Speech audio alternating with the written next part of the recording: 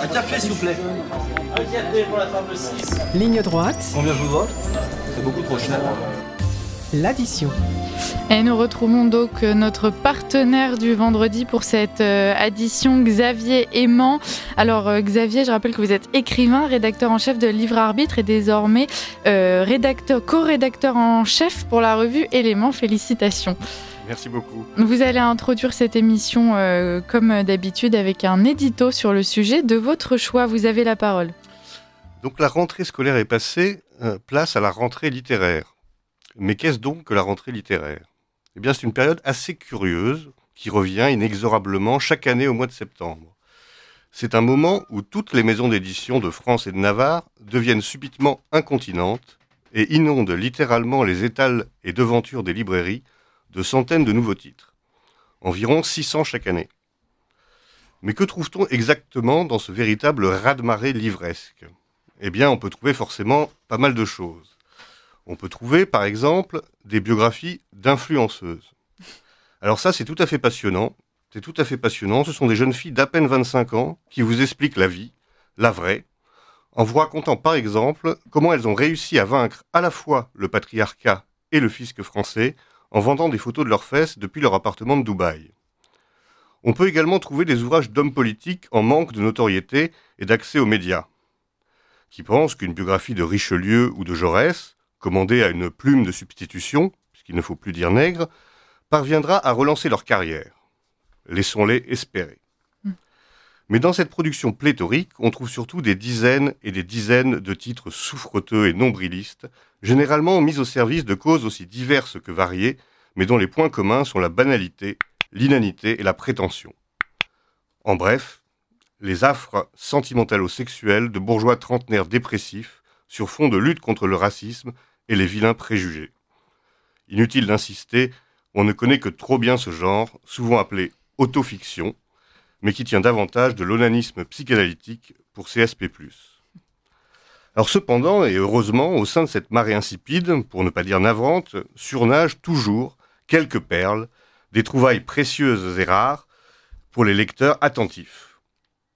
Alors pour moi, La vie des spectres de Patrice Jean, paru aux éditions du Cherche-Midi, fait partie de celle-ci. Alors on pourrait donc commodément affirmer que le nouvel ouvrage de Patrice Jean est la bonne surprise de cette rentrée littéraire. Sauf que de surprise, il n'y en a pas la moindre, tant le récent lauréat du prix Maison Rouge nous a habitués, année après année, à une œuvre survolant de très haut la production ordinaire. Patrice Jean est en effet l'auteur de livres à la fois profonds, subtils et ironiques, qui font certainement de lui aujourd'hui l'un des meilleurs observateurs critiques de l'époque, peut-être avec Michel Houellebecq. Dans ce nouvel ouvrage, le lecteur trouvera un résumé affiné des thèmes chers à l'écrivain, naufrage de l'éducation nationale, pantomime antifasciste, lourdeur vindicative des militants, unanimismes moraux, lâches et cruels. Des thèmes qu'il transcende ensuite dans une réflexion douce amère sur la solitude programmée de ceux qui, je cite, mettent la vérité au-dessus des intimidations de l'époque. Ceux-ci, de plus en plus exilés en eux-mêmes, n'auront bientôt pour seuls interlocuteurs que leurs souvenirs et leurs illusions perdues, prenant la forme de revenants.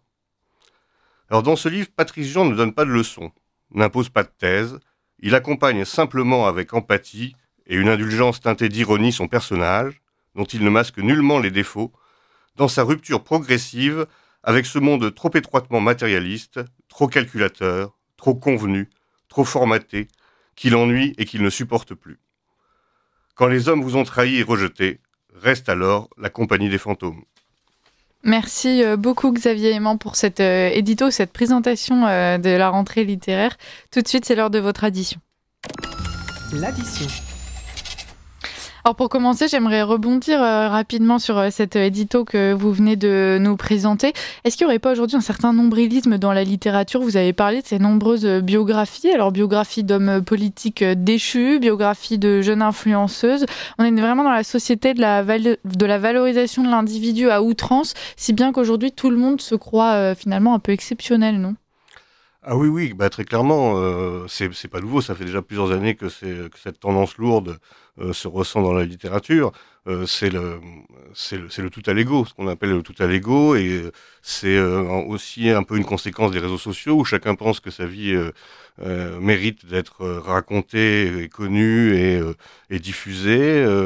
Et donc en effet, il y a un grand nombrilisme dans la littérature, mais dans la société en général. Et la littérature est souvent le reflet évidemment de la société. Il y a aussi une très grande endogamie dans la littérature, c'est-à-dire qu'en fait, ce sont souvent, en effet, il faut déjà avoir comment dire, une personnalité publique, être une personnalité publique, être connu pour avoir accès aux maisons d'édition.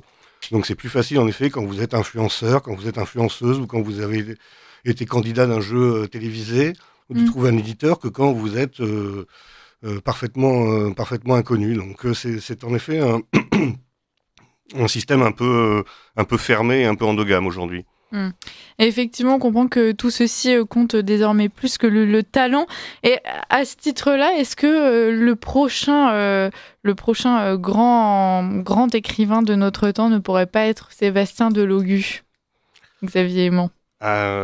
Oui, alors je pense qu'il faut qu'il travaille encore un petit peu quand même. C'est sûr que on a vu donc passer sur les réseaux sociaux des vidéos assez cruelles pour le député de Logu. Alors moi, c'est quand même un sujet que je prendrai un peu avec des pincettes pour plusieurs raisons. La première, c'est que déjà, je n'aime pas participer forcément à des curés ou à des lynchages sur les réseaux sociaux. Je trouve ça facile, les gens qui se moquent, qui se déchaînent derrière leur écran, etc.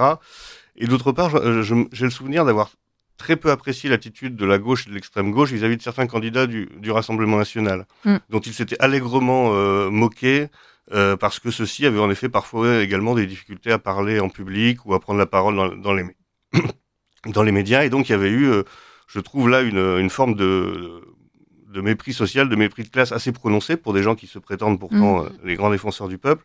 Donc je voudrais pas reproduire le même travers. Ceci dit, le personnage est tellement odieux que c'est assez difficile d'avoir de l'empathie ou de l'indulgence pour lui. Mais on va essayer d'être quand même le plus honnête et le plus mesuré sur son cas, même si évidemment c'est assez affligeant d'avoir un représentant de la République, un représentant de la France qui semble avoir vraiment un niveau totalement dramatique en termes de lecture et de connaissances historiques notamment. Oui, c'est peut-être alors, avant de reprendre la parole d'emblée, je vais proposer est-ce que l'équipe veut réagir? Oui, bonjour Xavier Aimant. Finalement, Sébastien Delogu, c'est un député dont personne n'avait jamais entendu parler il y a encore même pas 1 an, 2 ans. Enfin, vraiment, c'est toutes ces frasques, toutes ces interviews absolument lunaires, etc. Vraiment, je pense que c'est calculé. Est-ce que vous pensez justement la même chose, que c'est finalement une stratégie de communication comme une autre, finalement, aussi absurde soit-elle? Alors, je sais pas exactement. Ce qui est sûr, c'est que Sébastien Delogu, c'est un très proche de Mélenchon. C'est vraiment la garde prétorienne de Mélenchon. Et Mélenchon a un peu fait le vide autour de lui, quand même. À force de purge, toutes les personnalités médiatiques en dehors de lui-même maintenant sont aux marges ou en dehors du parti, hein, que ce soit Clémentine Autain, Ruffin, etc., etc. Donc, il y a peut-être plus grand monde à mettre en avant. Et sans doute que Sébastien Delogu, outre le fait qu'il soit proche de Jean-Luc Mélenchon, il a aussi un profil qui convient bien à la nouvelle France Insoumise. Ce côté un peu, on va le dire, racaille, grande gueule. Donc, en effet, c'est possible qu'il ait été volontairement mis sur le devant de la scène. Je pense pas que ce soit une très grande réussite, mais qui a l'air de payer parce qu'il a été réélu au premier tour et très facilement, comme d'autres candidats, comme Daniel Obono, etc., qui utilisent à peu près les mêmes stratégies, qui assument le fait d'avoir peu de culture, etc., et qui sont très agressifs par moment. Cette stratégie, finalement, paye factuellement. Ah bah apparemment oui, très clairement. Après moi je pense que les électeurs se penchent pas forcément beaucoup sur le profil de leurs candidats propres, si je puis dire, et qu'ils votent surtout pour une tendance politique ou pour un parti. Donc c'est pour ça aussi que même dans d'autres partis, parfois des des personnalités assez insipides ou même médiocres arrivent à être élues parce qu'en fait, on vote pas tellement pour elles, mais pour le parti. Je pense qu'ils ont bénéficié aussi quand même de ça. Après, c'est peut-être aussi révélateur de l'effondrement général de la culture. Hein. Je pense que c'est surtout ça qu'il faut retenir de cette affaire. Et je pense qu'il y a des gens qui ne sont absolument pas choqués du niveau de lecture du député de Logu parce qu'ils ont le même, en fait. Et c'est révélateur, je pense, d'un effondrement global du niveau culturel dans notre pays. Et je pense que si on faisait des tests de lecture sur l'ensemble de l'Assemblée nationale, je pense qu'il ne serait pas le seul à être dans cet état-là, et pas uniquement à LFI. Moi, je voulais juste compléter. Ouais, il y a d'un côté, effectivement, le niveau de lecture qui est, on l'a dit, voilà.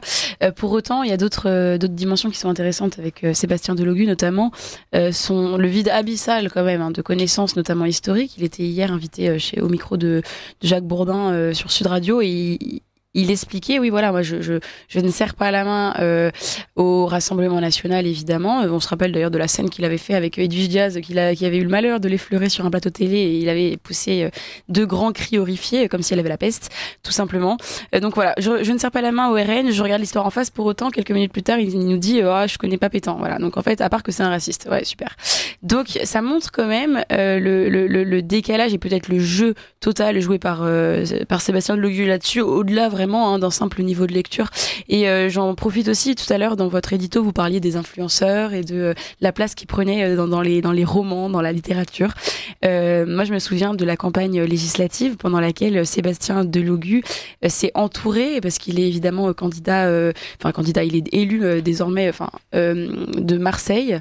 Eh bien, il s'entourait justement de certaines personnalités des Marseillais, vous voyez, donc les influenceurs. Je pense évidemment à Maëva Guénam, qui posait avec lui dans plusieurs stories en appelant à voter pour la France Insoumise. Donc il y avait une certaine utilisation de ces influenceurs par évidemment volonté électorale, pour pouvoir pour qu'elle puisse mobiliser les millions de followers qu'elle a, les millions d'abonnés qu'elle a.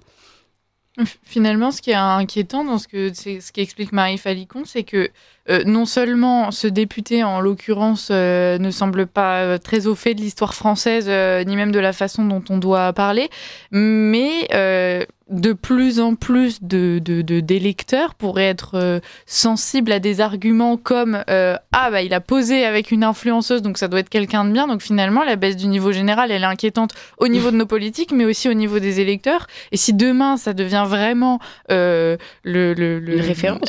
référence et en fait une façon de distinguer un élu d'un autre, de savoir avec quel influenceur de télé-réalité il a pu poser, je pense qu'on a beaucoup de soucis à se faire. Oui, de toute façon, de façon générale, on a pas mal de soucis à se faire pour l'avenir, malheureusement, mais en effet, c'est une tendance lourde. Et je lisais justement sur ce sujet récemment un article sur les élections américaines qui affirmait qu'il y avait à peu près 18% des électeurs qui attendaient la prise de position de Taylor Swift pour décider pour qui ils allaient voter. 18%. C'est-à-dire que grosso modo, on pourrait dire que c'est Taylor Swift qui va faire l'élection américaine. On en est là. C'est vrai que oui, c'est particulièrement inquiétant. Alors on n'en est pas encore tout à fait là, mais comme on est évidemment en général toujours un peu à la traîne de quelques années sur les États-Unis, ça risque d'arriver. Et en effet, quand on voit Monsieur Delogu reconnaître tout à fait paisiblement qu'il ne sait pas qui est le maréchal Pétain, c'est quand même tout à fait fascinant. Et c'est d'autant plus fascinant que c'est des gens qui parlent d'antifascisme, d'antipétainisme, etc. à longueur d'antenne. Ça montre toute la tartufferie de ce discours. C'est totalement vide, c'est-à-dire qu'il ne sait pas qui est le maréchal Pétain, il ne sait pas non plus ce qu'est le fascisme, ce qui n'empêchera pas d'accuser tous ses adversaires politiques de l'être. Donc on voit bien que là on a affaire à des éléments de langage totalement détachés de toute substance. C'est vraiment devenu des mantras politiques et ceux qui les utilisent ne les maîtrisent même pas. Et ça, c'est vraiment... c'est Lionel Jospin qui parlait du théâtre antifasciste. Là, on voit que c'est vraiment du théâtre et avec des mots vides de sens, utilisés, répétés comme des mantras. Et dernier mot allez-y. pour donner la parole à la défense, les deux autres députés insoumis soulignent le sarcasme de Sébastien Delogu à ce moment-là, parce qu'ils ressortent d'anciens tweets où il faisait référence au maréchal Pétain. Donc évidemment, ils estiment que Sébastien Delogu là faisait une pointe d'ironie à ce moment-là, mais évidemment ça s'est vu par personne. C'est en tout cas leur ligne de défense. Après voilà, elle vaut ce qu'elle vaut. Mais vous parliez d'effondrement assez globalisé. Est-ce que nous aussi, sur le plan médiatique, plusieurs médias quand même en parlent très régulièrement. Est-ce qu'on s'abaisse pas finalement à leur niveau, du fait d'en parler systématiquement et de leur faire un petit peu de promotion? Est-ce qu'on s'abaisse pas à leur niveau, Xavier Mont? Alors c'est un peu le problème de l'actualité. Quand on suit l'actualité, qu'on la commente, on est un peu obligé de s'adapter à ce qu'elle nous donne. Moi, je pense que c'est quand même pas inintéressant d'en parler, non pas pour en faire la publicité, mais parce que comme je disais tout à l'heure, c'est un révélateur d'une situation globale grave. Je pense que ce qu'on voit aussi à travers le député Delogu, c'est aussi l'échec gigantesque de l'éducation nationale. Parce que ce jeune homme, je pense pas qu'il ait fait des études très longues, mais il a quand même été à l'école. Il a sans doute été jusqu'au bac et il l'a sans doute obtenu puisque tout le monde l'obtient. Et on voit que même en suivant une scolarité complète, on va dire en France, on arrive à un niveau où on maîtrise pas la lecture et on maîtrise pas les bases de l'histoire. Et ça, en effet, les gens qui disent c'est pas de sa faute, en effet, c'est en partie pas de sa faute, mais ça montre à quel point l'éducation nationale est aujourd'hui en situation d'échec complet malgré les milliards qu'on investit. Donc c'est ça qui est aussi intéressant de voir derrière le cas particulier de cette personnalité, en effet tout à fait désagréable, dont on se plaît à rire, mais c'est en effet un peu l'arbre qui cache la forêt, je pense. On enchaîne avec une devinette. Qui a dit, c'est un auteur, ma patrie, c'est la langue française? Un auteur très célèbre français, qui a récemment été cité par Jordan Bardella quand on lui a demandé quel était son livre préféré. Un auteur allemand, non? Non. C'est Victor Hugo ou... Non. Vous avez dit quoi? Non, je sais pas. C'est Albert Camus. Albert Camus. Oui, non, j'avais pensé à un autre. Jordan Bardella qui avait été un peu moqué aussi d'ailleurs, parce qu'on lui avait dit qu'il ne pouvait ressortir que le nom du livre qu'il avait lu au lycée. C'est un peu méchant, mais ça reste un grand auteur français. Facile. Donc voilà, ma patrie, un des meilleurs. Ma patrie, c'est la langue française. Ça fait réfléchir, comme on dit. On passe au sujet 2, Ruffin et Mélenchon. L'âge de guerre est déterré entre les deux, Xavier Aimant. Oui, alors là, le torchon brûle, puisque dans son nouveau livre, le député de Picardie entérine sa rupture avec Jean-Luc Mélenchon, et il affirme qu'un désaccord électoral, mais également moral, s'est creusé avec le chef charismatique de la France insoumise. Il a affirmé dans plusieurs médias qu'il ne se reconnaissait plus dans les prises de position de Jean-Luc Mélenchon, parce que lui, son rêve, je dirais même son fantasme, c'est de rassembler le peuple de gauche, c'est-à-dire à la fois celui de la France rurale et celui des quartiers. Et ça, je pense que c'est sa grande erreur, c'est son logiciel en fait de gauche qui lui permet pas de comprendre, c'est qu'on peut pas réunir le peuple de gauche parce qu'il y a autour de cette idée de France rurale plus France des quartiers, parce que c'est pas le même peuple en fait. On ne peut pas rassembler un peuple quand il y a deux peuples, peut-être même plus, parce que dans les quartiers, la population n'est pas non plus homogène. Donc c'est un rêve pieux, je pense, de la part de François Ruffin, qui par ailleurs est plutôt quelqu'un d'intéressant, qui a des positions sociales tout à fait intéressantes et qui a une ligne en effet moins extrémiste que celle de Jean-Luc Mélenchon, mais qui à mon avis se berce d'illusions sur cette fameuse alliance entre les beaufs et les barbares, comme disait Horia Bouteja des indigènes de la République.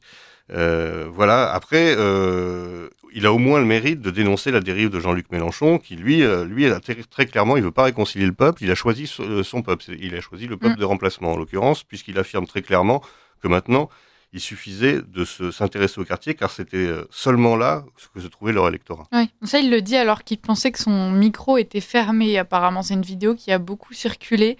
Chers auditeurs, vous pourrez peut-être la retrouver, mais effectivement, donc Mélenchon qui affirme qu'il cherche ses électeurs uniquement dans les quartiers et plutôt d'origine étrangère. Ah oui, ce qui est un aveu quand même assez terrible pour quelqu'un qui prétend à une destinée nationale. Hein. On n'est plus dans la nation, on est dans le communautarisme très clairement assumé. Et justement, face à ça, François Ruffin lui dit que c'est l'honneur de la gauche de ne pas délaisser les populations autochtones, même si actuellement elles ne votent pas pour eux. Et ça, on peut pas lui reprocher. Et il a fait aussi, François Ruffin, un aveu assez terrible, c'est qu'il faisait lors de ses campagnes électorales des tractages différenciés selon la race des gens qu'il rencontrait au faciès, au faciès. Voilà, des distributions de tracts au faciès, c'est-à-dire que quand il tombait sur une personne racisée, comme on dit aujourd'hui, il donnait un tract où il y avait justement la photo de Mélenchon, et là tout de suite il y avait les choses se passaient bien parce que Mélenchon était très reconnu et soutenu par ses populations. Par contre, quand il était face à quelqu'un de blanc, là, il avait un deuxième tract où Mélenchon était complètement absent parce que pour le blanc, au contraire, Mélenchon était devenu un repoussoir absolu. Et ça, c'est quand même un aveu terrible à la fois sur la pratique politique et militante de LFI, et sur l'état de la société française, quoi, où on voit bien qu'il y a encore une fois deux peuples, quoi, qui cohabitent de plus en plus difficilement, d'ailleurs. Et il avait pris un autre exemple qui était extrêmement parlant en prenant comme récit la mort de Thomas à Crépol, et où il avait comparé le comportement des députés de l'Assemblée nationale, où là on voyait évidemment les députés du RN qui tweetaient en masse et qui appelaient à des mobilisations, des marches blanches, etc., pour rendre hommage à Thomas, donc, qui est décédé à Crépol. Et puis peu de temps après, rappelez-vous, il y avait aussi un sexagénaire qui avait été, pas égorgé, mais presque, par un individu. Non, c'est l'inverse. C'est une personne, c'est un jeune d'origine maghrébine qui avait été un petit peu blessé à la gorge, donc presque égorgé par un sexagénaire et qui l'avait insulté avec des insultes racistes. Et là, on avait vu l'effet inverse, où les députés de la France Insoumise avaient tweeté en masse et avaient appelé à la mobilisation, et silence du côté du RN. Et là, François Ruffin avait trouvé ça absolument terrible, parce que vraiment, elle marquait une société complètement fracturée et qui choisissait ses victimes, en fin de compte, et que c'était pas du tout dans son plan pour réunir la population et enfin remporter une élection présidentielle. Donc c'est pour ça aussi qu'il est parti, et c'est vrai que c'est extrêmement révélateur. Ouais, il a toujours pas compris les règles du jeu de la gauche, en quelque sorte, François Ruffin. Non, pas du tout. Mais après, ça peut être une stratégie très méthodique de Mélenchon. Hein. Je crois qu'en 2022, il lui manquait 200 ou 300 000 voix pour atteindre le second tour. Et Mélenchon, évidemment, je pense qu'il est toujours dans cette même optique. Hein. C'est pour essayer de tenter de grappiller encore quelques voix pour atteindre le second tour et se retrouver face à Marine Le Pen, donc en tête à tête. Et là, on se rend bien compte, on avait reçu Michel Taube, qui est un journaliste là-dessus, et on se rendait compte au fil de cet entretien que pour Marine Le Pen, ça serait très compliqué de gagner parce que le Front républicain et la machine médiatique se mettraient en place. Xavier Aimant, est-ce que vous avez peur d'un second tour Mélenchon-Marine Le Pen ? Alors je pense en effet que ce serait un scénario très compliqué pour Marine Le Pen. Après, je pense que Mélenchon a quand même des positions trop marquées, trop clivantes, comme on dit, pour rassembler suffisamment. Je pense qu'en effet, ce qu'il va gagner dans les banlieues, il va le perdre dans les dernières catégories, on va dire populaires, autochtones, qui votaient encore pour lui. Après, ça peut jouer, en effet, ça s'est déjà pas joué à grand-chose la dernière fois, donc ça peut éventuellement passer. Mais je pense aussi que le Front républicain sera beaucoup plus difficile à mettre en place aussi. Je pense, par exemple, que, et ça me réjouit pas, hein, que par exemple le MEDEF, je suis pas sûr que le MEDEF choisirait Mélenchon plutôt que Marine Le Pen. Or, on sait que c'est quand même des gens qui comptent et je dis pas qu'ils font les élections, mais qui peuvent déplacer des voix, etc. Donc mais il a très bien fonctionné pour les législatives, hein, le Front républicain. Il a assez bien fonctionné, mais on parlait pas non plus de la magistrature suprême directement, c'est-à-dire de donner les clés de la maison au nouveau Front populaire. D'ailleurs, on l'a bien vu aujourd'hui. Le Front populaire est pas aux portes du pouvoir.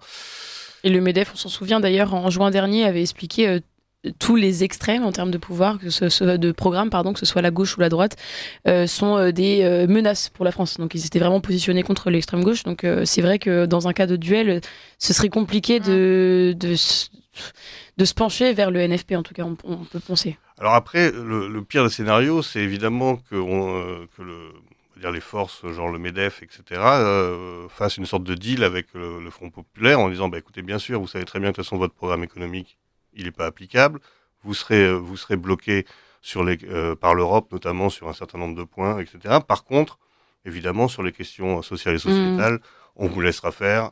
Nous, c'est pas notre problème de toute façon, etc. Et donc, ils seront en roue libre sur ces questions-là. Et même les choses intéressantes qu'il peut y avoir sociales, elles seront bloquées par l'Union européenne. Donc oui, on peut avoir tous les scénarios, mais c'est toujours difficile de faire de la prospective. Mais ce serait en effet, je pense, le pire scénario pour le Rassemblement national. On passe à la deuxième devinette. Alors, ça va être assez simple. Qui a dit « L'extrême droite et les islamistes ont un intérêt commun, couper la société en deux camps ». Emmanuel Macron ? Non.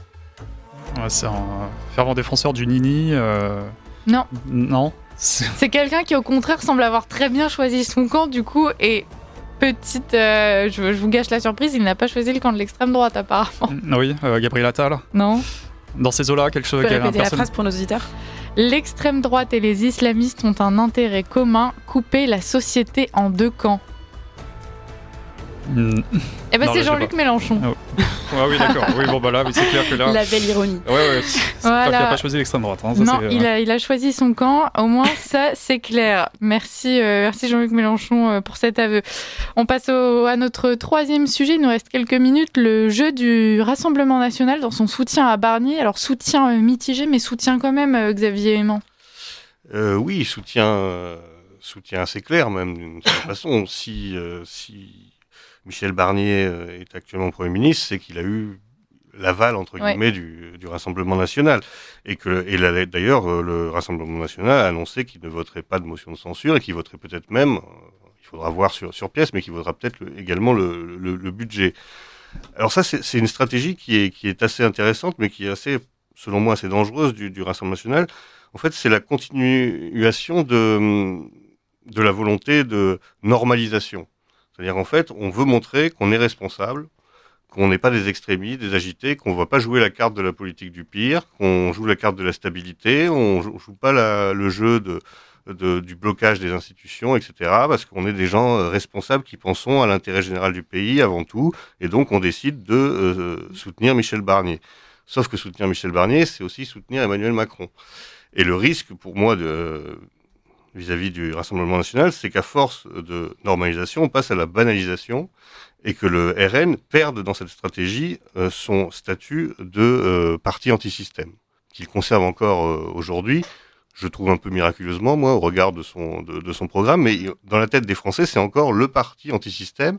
Si on commence à le voir comme un parti qui soutient plus ou moins quand même le président de la République dont tout le monde veut se débarrasser, parce que quand même il faut garder ça à l'esprit, les gens qui ont voté pour le RN, ils ont quand même beaucoup voté pour dégager Emmanuel Macron. Ça risque d'être peut-être mal compris par une partie de l'électorat, et donc le Rassemblement national pourrait y perdre des plumes. Après, pour moi aussi, le deuxième danger, c'est que Michel Barnier, apparemment, on verra sur pièce, mais va mener une politique plutôt droitière ou droitiste, en donnant des gages, on va dire, au Rassemblement national. Ces gages, ils peuvent être des cadeaux empoisonnés. C'est-à-dire qu'on va avoir une partie de l'électorat qui va se dire « Ah bah tiens, ce Michel Barnier qui est quand même bien poli, bien peigné et qui est quand même issu du système, il mène une politique plutôt, on va dire, proche de celle que propose le RN. Pourquoi ne pas le soutenir lui plutôt que des gens dont on sait qu'ils sont sulfureux, etc. Donc on pourrait aussi là avoir un effet de siphonnage de l'électorat, d'une partie de l'électorat RN par cette stratégie, on va dire, macrono-barnierienne, je ne sais pas comment dire, et qui fragiliserait là aussi le Rassemblement national, puisqu'il y a une partie de son électorat, je pense notamment à on va dire, la droite issue des LR, etc., qui préférera toujours voter pour un Michel Barnier que pour un Jordan Bardella. Alors si Michel Barnier à la tête de Matignon, c'est celui de 2021, le RN n'a-t-il pas franchement tort de refuser cette main tendue, parce que vous parliez à l'instant de cadeaux empoisonnés, en l'occurrence le 31 octobre donc prochain, la première niche parlementaire à l'Assemblée nationale sera conduite par le groupe Rassemblement national à l'Assemblée, et au lieu de choisir justement d'accepter cette main tendue, en tout cas il y a des rumeurs évidemment de gage de Michel Barnier, notamment sur le ministère de l'immigration. Eux, au lieu de, par exemple, s'emparer de ce sujet et de se dire, voilà, si c'est le Michel Barnier de 2021 et pas celui des années 2000, oui, dans ce cas, on s'allie, entre guillemets, avec lui, et ben à la place, non, ils proposent une niche parlementaire axée sur l'abrogation de la réforme des retraites. Ils préfèrent aller s'acoquiner, entre guillemets, des voix, des votes du NFP sur la réforme des retraites, plutôt que d'aller vers la droite qui est maintenant enfin au pouvoir. Est-ce que vous ne pensez pas qu'il y a un problème de stratégie quand même ? Alors, je pense là, pour le coup, que c'est plutôt une bonne idée. Parce que je pense justement que c'est une façon de rappeler quand même l'ancrage social du discours du RN, qui avait un peu évolué ces derniers temps, on va dire, qui était un peu passé au second plan. Et moi, je trouve ça plutôt bien de s'emparer de ce dossier, surtout que le discours avait pas été très compréhensible sur le sujet. À un moment, on avait dit non, on reviendra dessus, non, on reviendra pas dessus. Ça va être le moyen d'éclaircir la position du RN. Et je pense que c'est une question aussi qui intéresse énormément les Français. Alors, peut-être moins que l'immigration, qui est quand même la chose sans doute la plus pesante pour l'électorat du RN, mais ça fait partie quand même des grandes préoccupations des Français et de l'électorat du Rassemblement national. Je pense que c'est une erreur de croire que l'électorat du Rassemblement national est de droite. D'ailleurs, Jean-Philippe Tanguy dit très bien, ils sont pas de droite, quoi. Je pense que c'est en effet c'est pas du tout cette typologie-là. L'électorat d'Éric Zemmour est de droite. L'électorat de Marine Le Pen est beaucoup plus que ça. Et donc, je pense que c'est beaucoup plus intelligent de faire ça que d'envoyer des signes justement d'alliance avec la droite libérale, voilà, pour dire. Parce que là, je pense que vraiment, ils se tiraient une balle dans le pied et que là, on dirait, en fait, vous voyez, finalement, ce sont des gens de droite comme les autres. Dès que c'est les choses sérieuses, ils reviennent à la maison, et puis le social, ils s'en foutent, et puis etc. Et donc, ce serait, à mon avis, la fin de la spécificité du Rassemblement national. On va devoir conclure sur ces mots, malheureusement. Merci beaucoup à toute l'équipe d'avoir participé à cette édition et merci à Xavier Aimant d'avoir été parmi nous. Je rappelle que vous êtes notre partenaire de cette édition, un vendredi sur deux. Je vous dis donc à dans 2 semaines, Xavier Aimant. Merci à vous.